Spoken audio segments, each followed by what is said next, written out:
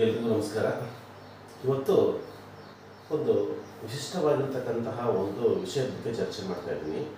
ಇತ್ತೀಚೆಗೆ ಈ ಒಂದು ಭಾಳಷ್ಟು ಚರ್ಚೆ ಆಗ್ತಕ್ಕಂಥ ವಿಚಾರ ಈ ಒಂದು ಜನ್ಜಿ ಅಂತಕ್ಕಂಥದ್ದು. ಜನ್ಜಿ ಅಂತಕ್ಕಂಥದ್ದು ಈ ಜನ್ಜಿ ಅಂದರೆ ಏನು ಅಂತಕ್ಕಂಥದ್ದು. ಜನ್ಜಿ ಅಂದರೆ ಏನು ಅಂತಕ್ಕಂಥದ್ದು. ಈ ಜನ್ಜಿ ಅಂದರೆ ಏನು ಅಂತಂದಾಗ ಏನು ಇದ್ರ ಬಗ್ಗೆ ಪ್ರಶ್ನೆ ಕೇಳಬಹುದು ಅಂತಂದಾಗ ಈ ಜನ್ಜಿ ಅಂದರೆ ಯಾರು ಅಂತಕ್ಕಂಥದ್ದು, ಅಥವಾ ಜನ್ಜಿ ಅಂದರೆ ಏನು, ಅಥವಾ ಜನ್ಜಿ ಅಂದರೆ ಯಾರು ಅಂತಕ್ಕಂಥದ್ದು. ಯಾರು ಅಂತ ಬಂದಾಗ ಇಲ್ಲಿ 4 ಆಪ್ಷನ್ ಕೊಡ್ಬೋದು. ಏನು ಅಂದಾಗ 1965ರಿಂದ 1980ರ ಮಧ್ಯೆ ಹುಟ್ಟಿದವರು, ಅಥವಾ 1981ರಿಂದ 1996ರ ಮಧ್ಯೆ ಹುಟ್ಟಿರ್ತಕ್ಕಂಥವರು ಅಥವಾ ಜನಿಸಿದವರು, 1997ರಿಂದ 2012ರ ಮಧ್ಯೆ ಹುಟ್ಟಿದವರು ಅಥವಾ ಜನಿಸಿದವರು, 2013ರಿಂದ 2024ರ ಮಧ್ಯೆ ಜನಿಸಿದವರು ಅಂತಕ್ಕಂಥದ್ದು 4 ಆಪ್ಷನ್. ನಿಮ್ಗೆ ಆಲ್ರೆಡಿ ನಿಮ್ಮ ತಲೆಯಲ್ಲಿ ಬಂದಿರುತ್ತೆ ಯಾರು ಅಂತಕ್ಕಂಥದ್ದು. ಯಾರು ಅಂತ ಬಂದಾಗ ಇದಕ್ಕೆ ಸರಿಯಾಗಿರ್ತಕ್ಕಂಥ ಉತ್ತರ ಯಾವುದು ಅಂತಂದಾಗ 1997ರಿಂದ 2012ರ ಮಧ್ಯೆ ಹುಟ್ಟಿದವರನ್ನ ನಾವೇನು ಅಂತಂದಾಗ ಜನ್ಜಿ ಅಂತ ಪದವನ್ನು ಅಂದರೆ ಜನ್ಜಿ ಅಂತಂದರೆ ಜನರೇಷನ್ ಅಂತಕ್ಕಂಥ ಪದ ಬರುತ್ತೆ. ಏನಂದಾಗ ಜನರೇಷನ್ ಅಂತಕ್ಕಂಥದ್ದು, ಜನರೇಷನ್ ಏನು ಅಂತಂದಾಗ ಜೆಡ್ ಅಂತ ಕರಿತೀವಿ ನಾವು, ಜನರೇಷನ್ ಜಿ ಅಂತ ಪದವನ್ನು ಬಳಕೆ ಮಾಡ್ತೀವಿ ನಾವು. ಈ ಒಂದು ಜನರೇಷನ್ ಜಿ ಅಂತ ಬಂದಾಗ ಈಗ ಯಾವ್ಯಾವ ಇರ್ತಕ್ಕಂತಹ ಜನರೇಷನ್ ಇದಾವ ಅಂತ ಗೊತ್ತಿರಬೇಕು ನಮಗೆ. ಇಲ್ಲಿ ಜನರೇಷನ್ ಅಂತಕ್ಕಂಥದ್ದು ಇತ್ತೀಚೆಗೆ ಟ್ರೆಂಡಲ್ಲಿ ಇರ್ತಕ್ಕಂಥ ಒಂದು ಪದ. ಈ ಒಂದು ಜನರೇಷನ್ ಅಂತಕ್ಕಂಥ ಪದವನ್ನ ಮಾನವತಾವಾದಿಗಳು ಅಂತಂದಾಗ ಮುಖ್ಯವಾಗಿ ಮನಸ್ಸನ್ನು ಅಥವಾ ವ್ಯಕ್ತಿಗಳನ್ನು ಅಧ್ಯಯನ ಮಾಡ್ತಕ್ಕಂತಹ ಮನಃಶಾಸ್ತ್ರಜ್ಞರು ತಮ್ಮದೇ ಆಗಿರತಕ್ಕಂತಹ ಒಂದು ಆಯಾಮದ ಆಧಾರದ ಮೇಲೆ ಈ ಜನರೇಷನ್ಗಳನ್ನು ಈ ಒಂದು ನೋಡಿದ್ದಾರೆ. ಹಾಗಾಗಿ ಈಗ ಏನು ಅಂತಂದಾಗ ಕೆಲವೊಂದು ಯಾವ್ಯಾವ ಒಂದು ಅವಧಿಯಲ್ಲಿ ಹುಟ್ಟಿರ್ತಕ್ಕಂಥ ಯಾವ್ಯಾವ ಅವಧಿಯಲ್ಲಿ ಜನಿಸಿರ್ತಕ್ಕಂಥ ವ್ಯಕ್ತಿಗಳ ಮನಸ್ಥಿತಿಯ ಆಧಾರದ ಮೇಲೆ ಇವ್ರನ್ನ generation X, generation Y, generation Z, generation alpha, generation beta ಅಂತಕ್ಕಂತಹ ಪದವನ್ನು ಇಲ್ಲಿ ಬಳಕೆ ಮಾಡಲಾಗಿದೆ. ಇಲ್ಲಿ ಜನರೇಷನ್ ಎಕ್ಸ್ ಅಂತಕ್ಕಂಥದ್ದು, ಎಕ್ಸ್ ಜನರೇಷನ್ ಅಂತಕ್ಕಂಥದ್ದು ಈ ಒಂದು 1965ರಿಂದ 1980ರ ಮಧ್ಯ ಜನಿಸಿರ್ತಕ್ಕಂಥ ವ್ಯಕ್ತಿಗಳನ್ನ ಜನರೇಷನ್ ಎಕ್ಸ್ ಅಂತ ಕರಿತೀವಿ ನಾವು. 1965ರಿಂದ 1980ರ ಮಧ್ಯೆ ಜನಿಸಿರ್ತಕ್ಕಂತಹ ವ್ಯಕ್ತಿಗಳನ್ನು ಜನರೇಷನ್ ಎಕ್ಸ್ ಅಂತ ಕರಿತೀವಿ ನಾವು. ಅದೇ ರೀತಿ ಜನರೇಷನ್ ವೈ ಅಂತಕ್ಕಂಥದ್ದು 1981ರಿಂದ 1996ರ ಮಧ್ಯ ಜನಿಸಿರ್ತಕ್ಕಂತಹ ವ್ಯಕ್ತಿಗಳನ್ನು ನಾವೇನಂದಾಗ ಜನರೇಷನ್ ವೈ ಅಂತ ಕರಿತೀವಿ. ನಂತರ 1997ರಿಂದ 2012ರ ಮಧ್ಯ ಜನಿಸಿರ್ತಕ್ಕಂತಹ ವ್ಯಕ್ತಿಗಳನ್ನು ಅಥವಾ ಈ ಒಂದು ಮನುಷ್ಯರನ್ನ ನಾವು ಜನರೇಷನ್ ಜಿ ಅಥವಾ ಜನರೇಷನ್ ಜೆಡ್ ಅಂತಕ್ಕಂಥ ಪದವನ್ನು ಬಳಕೆ ಮಾಡ್ತಾ ಇದ್ದೀವಿ ನಾವು. ಅದೇ ರೀತಿಯಾಗಿ ಜನರೇಷನ್ ಅಲ್ಫಾ ಅಂತ ಕರಿತೀವಿ ನಾವು. ಜನರೇಷನ್ ಅಲ್ಫಾ ಅಂತಂದಾಗ 2012ರಿಂದ 2024ರ ಮಧ್ಯೆ ಜನಿಸಿರ್ತಕ್ಕಂತಹ ಈ ಒಂದು ಮಕ್ಕಳನ್ನ ವ್ಯಕ್ತಿಗಳನ್ನ ನಾವೇನಂತಂದಾಗ ಜನರೇಷನ್ ಅಲ್ಫಾ ಅಂತ ಕರಿತೀವಿ. ಅದೇ ರೀತಿ ಜನರೇಷನ್ ಬೀಟಾ ಅಂತ ಬರುತ್ತೆ. 2025ರಿಂದ 2039ರ ಮಧ್ಯ ಜನಿಸ್ತಕ್ಕಂತಹ ಮಕ್ಕಳನ್ನ ಈ ಒಂದು ಜನರೇಷನ್ ಬೀಟಾ ಅಂತ ಕರಿತೀವಿ ನಾವು. ಏನಿದೆ ಜನರೇಷನ್ ಅಂತ ಬಂದಾಗ ಇಲ್ಲಿ ಅನೇಕ ರೀತಿಯಾಗಿರ್ತಕ್ಕಂತಹ ಮನೋವಿಜ್ಞಾನಿಗಳು ತಮ್ಮದೇ ಆಗಿರತಕ್ಕಂಥ ದೃಷ್ಟಿಕೋನದ ಮೂಲಕ ಈ ಒಂದು ಜನರೇಷನ್ಗಳನ್ನ ಈ ಒಂದು ಕೆಲವೊಂದು ವ್ಯಕ್ತಿಗಳಲ್ಲಿ ಸರ್ವೆ ಮಾಡಿದಾಗ ಈ ತರ ವ್ಯಕ್ತಿಗಳ ಒಂದು ಮನಸ್ಥಿತಿನೇ ಬೇರೆ, ಜನರೇಷನ್ ಎಕ್ಸ್ ವ್ಯಕ್ತಿಗಳ ಮನಸ್ಥಿತಿನೇ ಬೇರೆ, ಜನರೇಷನ್ ವೈ ವ್ಯಕ್ತಿಗಳ ಮನಸ್ಥಿತಿನೇ ಬೇರೆ, ಜನರೇಷನ್ ಜಿ ಅಂತಕ್ಕಂತಹ ವ್ಯಕ್ತಿಗಳ ಮನಸ್ಥಿತಿನೇ ಬೇರೆ, ಜನರೇಷನ್ ಅಲ್ಫಾ ಇವರ ಮನಸ್ಥಿತಿನೇ ಬೇರೆ, ನಂತರ ಇವರ ಮನಸ್ಥಿತಿ ಸಂಪೂರ್ಣವಾಗಿ ವಿಭಿನ್ನವಾಗಿರುತ್ತೆ. ಅದೇ ರೀತಿಯಾಗಿ ಏನು ಅಂತಂದಾಗ ಇಲ್ಲಿ ಸಹಜವಾಗಿ ಏನಂದಾಗ ವ್ಯಕ್ತಿಗಳ ಮಧ್ಯೆ ಇವತ್ತೆಲ್ಲ ನಾವು ನೋಡ್ತಾ ಇದ್ದೀವಿ ನಾವು, ನನ್ನ ಮಕ್ಕಳು ನನ್ನ ಮಾತು ಕೇಳ್ತಾ ಇಲ್ಲ ಅಂತಕ್ಕಂಥದ್ದು, ಅಥವಾ ನಾವಿರ್ತಕ್ಕಂಥ ಕಾಲನೇ ಬೇರೆ ಇತ್ತು, ಈಗಿರ್ತಕ್ಕಂಥ ಕಾಲನೇ ಬೇರೆ. ಅಂದರೆ ಆ ವ್ಯಕ್ತಿಯ ಒಂದು ಹುಟ್ಟಿರ್ತಕ್ಕಂಥ ವಯಸ್ಸಿನ ಆಧಾರದ ಮೇಲೆ, ಸಿಗ್ತಕ್ಕಂಥ ಸೌಲಭ್ಯಗಳ ಆಧಾರದ ಮೇಲೆ ಅವನ ಮನಸ್ಥಿತಿ ಅಂತಕ್ಕಂಥದ್ದು ಏನಾಗ್ತಾ ಇದೆ ಅಂದಾಗ ಸಂಪೂರ್ಣವಾಗಿ ವಿಭಿನ್ನವಾಗ್ತಕ್ಕಂಥದ್ದು. ಈಗಿರ್ತಕ್ಕಂತಹ ಈ ಒಂದು ಜನರೇಷನ್ ಜಿ ಅಂತಕ್ಕಂತಹ ವ್ಯಕ್ತಿಗಳ ಮನಸ್ಥಿತಿ ಸಂಪೂರ್ಣವಾಗಿ ವಿಭಿನ್ನವಾಗಿದೆ. ಇನ್ನು ಸ್ವಲ್ಪ ಹೇಳಬೇಕು ಅಂತಂದರೆ ಈ ಒಂದು ಜನರೇಷನ್ ಎಕ್ಸ್ ಅಂತಕ್ಕಂತಹ ವ್ಯಕ್ತಿಗಳ ಮನಸ್ಥಿತಿ ಅಂತಕ್ಕಂಥದ್ದು ನಾನು ಯಾವುದೋ ಒಂದು ರೀತಿಯಾಗಿರ್ತಕ್ಕಂತಹ ವ್ಯಕ್ತಿಯ ಮೇಲೆ ಪರಿಸರವನ್ನು ಪ್ರಭಾವ ಬೀರ್ತಕ್ಕಂತಹ ಈ ಒಂದು ಜನರೇಷನ್ ಮೇಲೆ ಯಾವ ಅಂಶಗಳು ಪ್ರಭಾವ ಬೀರ್ತಾ ಇದ್ವು ಅಂತಕ್ಕಂಥದ್ದು. ಇದ್ರ ಬಗ್ಗೆ ನಾನು ಹೇಳಬೇಕು ಅಂತ ನನಗೆ ಇಲ್ಲಿ ಈ ಒಂದು ಎಕ್ಸ್ ಜನರೇಷನ್ ಮಧ್ಯೆ ಉದಾಹರಣೆಗೋಸ್ಕರ ಹೇಳ್ತಾ ಇದ್ದೀನಿ ನಾನು ಯಾಕೆ ಜನರೇಷನ್ ಚೇಂಜ್ ಆಗ್ತಾ ಇದೆ ಅಂತಕ್ಕಂತಹ ವಿಚಾರವಾಗಿ.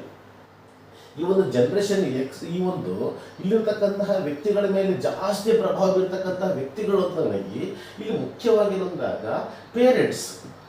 ಈ ಪೇರೆಂಟ್ಸ್ ಏನು ಮಾಡ್ತಾ ಇದ್ರು ಅಂತಂದಾಗ, ಪೇರೆಂಟ್ಸ್ ಜೊತೆಗೆ ಏನು ಅಂದಾಗ ಟೀಚರ್ಸ್ ಅತಿ ಹೆಚ್ಚು ಪ್ರಭಾವ ಬೀರ್ತಕ್ಕಂಥದ್ದು ಕಂಡು ಬರ್ತಾ ಇತ್ತು. ಯಾರು ಜನರೇಷನ್ ಎಕ್ಸ್ ಜನರೇಷನ್ ಮಧ್ಯೆ ಸುಮಾರು ಎಷ್ಟು ಅಂತಂದಾಗ 75% ಪೇರೆಂಟ್ಸ್ ಪ್ರಭಾವ ಇದ್ದರೆ 25% ಏನಾಗ್ತಾ ಇತ್ತು ಅಂತಂದಾಗ ಟೀಚರ್ಸ್ ಪ್ರಭಾವ ಇರ್ತಾ ಇತ್ತು. ಈ ಒಂದು ಅಂದರೆ ತಂದೆ ತಾಯಿ ಹೇಳಿರ್ತಕ್ಕಂತಹ ಮಾತುಗಳನ್ನು ಅಷ್ಟು ಚಾಚು ತಪ್ಪದೆ ಪಾಲಿಸ್ತಕ್ಕಂತಹ ಜನರು ಆ ಒಂದು ಕಾಲದಲ್ಲಿ ಇತ್ತು. ಅದೇ ರೀತಿಯಾಗಿ ಜನರೇಷನ್ ವೈ ಬಂದಾಗ ಇಲ್ಲಿ ಏನಾಯಿತು ಅಂತಂದಾಗ ಈ ಒಂದು 50-50 ಆಯಿತು. ಅಂದರೆ 50-50 ಅಂದರೆ ಈ ಪೇರೆಂಟ್ಸ್ ಮಾತನ್ನ ಕೇಳ್ತಾ ಇದ್ರು, ಜೊತೆಗೆ ಏನು ಅಂತಂದಾಗ ಟೀಚರ್ಸ್ ಮಾತನ್ನ ಕೇಳ್ತಾ ಇದ್ರು. ಈ ಒಂದು ಜನಾಂಗ ಯಾರು ಅಂತಂದಾಗ ಈ ಒಂದು ಜನರೇಷನ್ ವೈ ಜನಾಂಗ. ಅದೇ ರೀತಿಯಾಗಿ ಇಲ್ಲೇನಂದಾಗ ಇವ್ರ ಕಾಲದಲ್ಲಿ ಈ ಸೋಷಿಯಲ್ ಮೀಡಿಯಾ ಅಂತಕ್ಕಂಥದ್ದು ಯಾವುದೇ ಕಾರಣಕ್ಕಾಗಿ ಇರಲಿಲ್ಲ. ಈ ಸೋಷಿಯಲ್ ಮೀಡಿಯಾ ಪ್ರಭಾವ ಬೀರ್ತಾ ಇರಲಿಲ್ಲ ಯಾರ ಮೇಲೆ? ಜನರೇಷನ್ ಎಕ್ಸ್ ಮೇಲೆ, ಜನರೇಷನ್ ವೈ ಮೇಲೆ ಈ ಒಂದು ಸೋಷಿಯಲ್ ಮೀಡಿಯಾ ಪ್ರಭಾವ ಬೀರ್ತಾ ಇರಲಿಲ್ಲ. ಒಂದೆರಡು ಬೀರಿದ್ರು ಸಹ ಎಷ್ಟು ಅಂತಂದಾಗ 5-10% ಏನಾಗ್ತಾ ಇತ್ತು ಅಂತಂದಾಗ ಸೋಷಿಯಲ್ ಮೀಡಿಯಾ ಪ್ರಭಾವ ಬೀರ್ತಾ ಇತ್ತು. ಯಾರ ಮೇಲೆ ಅಂತಂದಾಗ ಈ ಒಂದು ಜನರೇಷನ್ ಯಾವುದು ವೈ ಮೇಲೆ. ಅದೇ ರೀತಿಯಾಗಿ ಈ ಜನರೇಷನ್ ಜಿದ ಒಂದು ಮನಸ್ಥಿತಿ ಸಂಪೂರ್ಣವಾಗಿ ವಿಭಿನ್ನ ಇದೆ. ಇಲ್ಲೇನಂದಾಗ ಇಲ್ಲಿ ಎಷ್ಟು ಅಂತಂದಾಗ ಈ ಒಂದು ಮುಖ್ಯವಾಗಿರೋದಾಗ ಇವ್ರ ಮೇಲೆ ಪ್ರಭಾವ ಬೀರ್ತಕ್ಕಂತಹ ವ್ಯಕ್ತಿಗಳು ಅಂತ ನನಗೆ ಹೈಯೆಸ್ಟ್ ಪ್ರಭಾವ ಬೀರ್ತಕ್ಕಂತಹ ವ್ಯಕ್ತಿಗಳು ಅಂತಂದ್ರೆ ಫಸ್ಟ್ ಬರ್ತಕ್ಕಂಥದ್ದು ಯಾರು ಅಂತಂದಾಗ ಈ ಫ್ರೆಂಡ್ಸ್ ಅತಿ ಹೆಚ್ಚು ಪ್ರಭಾವ ಬೀರ್ತಾರೆ. ಇವ್ರ ಮೇಲೆ ಫ್ರೆಂಡ್ಸ್ ಅಂತಕ್ಕಂಥವ್ರು ಅತಿ ಹೆಚ್ಚು ಪ್ರಭಾವ ಬೀರ್ತಾರೆ. ಅದೇ ರೀತಿ ಎರಡನೇ ಅತಿ ಹೆಚ್ಚು ಪ್ರಭಾವ ಬೀರ್ತಕ್ಕಂಥದ್ದು ಯಾವುದು ಅಂತಂದಾಗ ಈ ಸೋಷಿಯಲ್ ಮೀಡಿಯಾ ಅಂತಕ್ಕಂಥದ್ದು ಅತಿ ಹೆಚ್ಚು ಪ್ರಭಾವ ಬೀರುತ್ತೆ. ಸೋಷಿಯಲ್ ಮೀಡಿಯಾ ಅಂತಕ್ಕಂಥದ್ದು ಅತಿ ಹೆಚ್ಚು ಪ್ರಭಾವ ಬೀರ್ತವೆ. ನೆಕ್ಸ್ಟ್ ಸ್ಟೇಜ್ನಲ್ಲಿ ಬರ್ತಕ್ಕಂಥವ್ರು ಯಾರು ಅಂತಂದಾಗ ಟೀಚರ್ಸ್. ನೆಕ್ಸ್ಟ್ ಬರ್ತಕ್ಕಂಥವ್ರು ಯಾರು ಅಂದಾಗ ಟೀಚರ್ಸ್. ಕೊನೆಗೆ ಬರ್ತಕ್ಕಂಥವ್ರು ಯಾರು ಅಂತಂದ್ರೆ ಇಲ್ಲಿ ಪೇರೆಂಟ್ಸ್. ಏನಾಯ್ತು ಅಂತಂದಾಗ ಅಂದ್ರೆ ಈ ವ್ಯಕ್ತಿಗಳ ಮನಸ್ಥಿತಿ ಸಂಪೂರ್ಣವಾಗಿ ಭಿನ್ನ ಇದೆ. ಈ ಒಂದು ಹಂತದಲ್ಲಿ ಹುಟ್ಟಿರ್ತಕ್ಕಂತಹ ಮಕ್ಕಳು ಎಷ್ಟೋ ಜನ ತಂದೆ ತಾಯಿಗಳು ಕಂಪ್ಲೇಂಟ್ ಮಾಡ್ತಾರೆ, ಇಲ್ಲ ಸರ್ ನನ್ನ ಮಕ್ಕಳು ನನ್ನ ಮಾತು ಕೇಳ್ತಾ ಇಲ್ಲ, ನಾನು ಹೇಳಿದ್ದು ಅಂದ್ರೆ ಅವ್ರಿಗೆ ಲೆಕ್ಕನೇ ಇಲ್ಲ, ಈ ತರ ಪದಗಳನ್ನು ಬಳಕೆ ಮಾಡ್ತಾರೆ. ಅಂದ್ರೆ ಯಾರ ಮಾತು ಜಾಸ್ತಿ ಕೇಳ್ತಾರೆ ಅಂತಂದ್ರೆ ಈ ವ್ಯಕ್ತಿಗಳು. ಅಂದ್ರೆ 1997 2012 ಮಧ್ಯೆ ಹುಟ್ಟಿರ್ತಕ್ಕಂತಹ ವ್ಯಕ್ತಿಗಳ ಮೇಲೆ ಅತಿ ಹೆಚ್ಚು ಪ್ರಭಾವ ಬೀರ್ತಕ್ಕಂಥದ್ದು ಯಾರು ಅಂತಂದಾಗ ಫ್ರೆಂಡ್ಸ್. ಅತಿ ಹೆಚ್ಚು ಪ್ರಭಾವ ಬೀರ್ತಕ್ಕಂಥವ್ರು ಯಾರು ಅಂದಾಗ ಫ್ರೆಂಡ್ಸ್. ಅದನ್ನು ಬಿಟ್ಟರೆ ಯಾರು ಬಗ್ಗೆ ಅಂದಾಗ ಈ ಒಂದು ಯಾರು ಅಂದಾಗ ಈ ಒಂದು ಸೋಷಿಯಲ್ ಮೀಡಿಯಾ ಅಂತಕ್ಕಂಥದ್ದು ಅವ್ರ ಮೇಲೆ ಪ್ರಭಾವ ಬೀರುತ್ತೆ. ಅದೇ ರೀತಿ ಇನ್ನೊಬ್ರು ಯಾರು ನೆಕ್ಸ್ಟ್ ಪ್ರಭಾವ ಬೀರ್ತಕ್ಕಂಥವ್ರು ಯಾರು ಅಂದಾಗ ಅಪ್ಪಿತಪ್ಪಿ ಕೇಳಿದ್ರೆ ಯಾರು ಮತ್ತೆ ಕೇಳ್ಬೋದು ಅಂತಂದಾಗ ಟೀಚರ್ಸ್ ಮತ್ತೆ ಕೇಳ್ಬೋದು. ಕೆಲವೊಬ್ಬರು ಎಫೆಕ್ಟಿವ್ ಆಗಿರ್ತಕ್ಕಂಥ ಟೀಚರ್ಗಳು ಅವ್ರ ಮೇಲೆ ಪ್ರಭಾವ ಬೀರ್ತಕ್ಕಂಥ ಕಂಡು ಬರುತ್ತೆ. ಕೊನೆಯ ಹಂತಕ್ಕೆ ಬರ್ತಕ್ಕಂಥ ವ್ಯಕ್ತಿಗಳು ಯಾರು ಅಂತಂದಾಗ ಪೇರೆಂಟ್ಸ್ ಅಂತಕ್ಕಂಥ ಗೊತ್ತಿರ್ಬೇಕು ನಮಗೆ. ಅಂದ್ರೆ ಇವರ ಒಂದು ಮನಸ್ಥಿತಿ ಸಂಪೂರ್ಣವಾಗಿ ಭಿನ್ನ ಇರುತ್ತೆ. ಆಮೇಲೆ ನೆಕ್ಸ್ಟ್ ಇವ್ರು ಬಂದ್ರೆ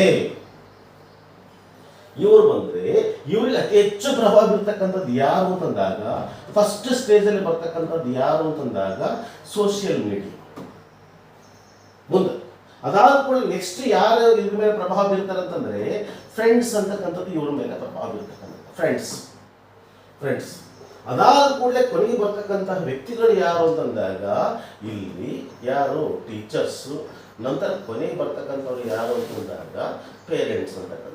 ಅಂದರೆ ಈ ಒಂದು ವ್ಯಕ್ತಿಗಳ ಮೇಲೆ ಪ್ರಭಾವ ಬೀರ್ತಕ್ಕಂಥದ್ದು ಜನರೇಷನ್ ಜೆಡ್ ಮತ್ತು ಜನರೇಷನ್ ಅಲ್ಫಾ ಅಂತಕ್ಕಂಥದ್ದು ಅತಿ ಹೆಚ್ಚು ಪ್ರಭಾವ ಬೀರ್ತಕ್ಕಂಥದ್ದು ಯಾವುದು ಅಂತಂದಾಗ ಈ ಒಂದು ಸೋಷಿಯಲ್ ಮೀಡಿಯಾ ಮತ್ತು ಫ್ರೆಂಡ್ಸ್ ಅಂತಕ್ಕಂಥದ್ದು. ಇವೆರಡು ತಪ್ಪಂತ ಹೇಳ್ತಾ ಇಲ್ಲ ನಾನು.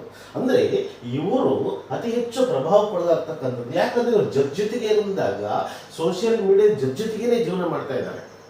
ಅರ್ಥ ಆಯ್ತಾ? ಅದಕ್ಕೋಸ್ಕರನೇ ಈ ಒಂದು ವ್ಯಕ್ತಿಗಳ ಮನಸ್ಥಿತಿಯನ್ನ ತಂದೆ ತಾಯಿಗಳು ಅರ್ಥ ಮಾಡ್ಕೊಂಡು ಅವರಿಗೆ ಸಂಪೂರ್ಣವಾಗಿರ್ತಕ್ಕಂತಹ ಒಂದು ಫ್ರೆಂಡ್ಸ್ ತರ ಇದ್ರೆ ಯಾರ ಜೊತೆಗೆ ಬಂದಾಗ ಜನರೇಷನ್ ಜೆಡ್ ಮತ್ತು ಜನರೇಷನ್ ಅಲ್ಫಾ ಜೊತೆಗೆ ತಂದೆ ತಾಯಿಗಳು ಯಾವ ರೀತಿಯಾಗಿರಬೇಕು ಅಂತಂದಾಗ ಫ್ರೆಂಡ್ಸ್ ತರ ಇದ್ರೆ ಅವ್ರು ಏನ್ ಮಾಡ್ತಾರೆ, ಪೇರೆಂಟ್ಸ್ ಮಾತನ್ನ ಕೇಳ್ತಕ್ಕಂಥ ಸಾಧ್ಯತೆಗಳು ಹೆಚ್ಚಾಗ್ತವೆ ಅಂತಕ್ಕಂಥದ್ದು ನನ್ನ ವೈಯಕ್ತಿಕ ಅಭಿಪ್ರಾಯ. ಅರ್ಥ ಆಯ್ತಾ? ನೆಕ್ಸ್ಟ್ ಕೊನೆಯ ಒಂದು ಜನರೇಷನ್ ಯಾವುದು ಅಂತಂದಾಗ ಜನರೇಷನ್ ಬೀಟಾ ಅಂತಕ್ಕಂಥದ್ದು. ಈ ಜನರೇಷನ್ ಬೀಟಾ ಅಂತಕ್ಕಂಥದ್ದು ಈ ಒಂದು 2025 2039 ಅಂತಕ್ಕಂಥದ್ದು ಈ ಮಾನವತಾವಾದಿಗಳು ಮನೋವಿಜ್ಞಾನಿಗಳು ಇದನ್ನ ವಿಷಯಗಳನ್ನು ಏನು ಮಾಡಿದ್ದಾರೆ ಅಂತಂದಾಗ ಈ ಒಂದು ನಿಶ್ಚಯ ಮಾಡಿದರೆ ಇವ್ರ ಮೇಲೆ ಯಾವ ರೀತಿಯಾಗಿರ್ತಕ್ಕಂಥ ಅಂಶಗಳು ಪ್ರಭಾವ ಬೀರಬಹುದು ಸೇಮ್ ಬರುತ್ತೆ. ಯಾವುದು ಅಂತಂದಾಗ ಇವ್ರ ಮೇಲೆ ಪ್ರಭಾವ ಬೀರ್ತಕ್ಕಂಥದ್ದು ಯಾವುದು ಅಂತಂದಾಗ ಅತಿ ಹೆಚ್ಚು ಪ್ರಭಾವ ಬೀರ್ತಕ್ಕಂಥದ್ದು ನಾವು ನಂಬ್ತೇವೆಲ್ಲ ಗೊತ್ತಿಲ್ಲ. ಯಾವುದು ಅಂತಂದಾಗ ಸ್ಪಿರಿಚುವಲ್ ಆಸ್ಪೆಕ್ಟ್ಸ್ ಅಂತಕ್ಕಂಥದ್ದು ಇವ್ರ ಮೇಲೆ ಪ್ರಭಾವ ಬೀರುತ್ತೆ. ಸ್ಪಿರಿಚುವಲ್ ಜೊತೆಗೆ ಯಾವುದು ಅಂದಾಗ ಸೋಷಿಯಲ್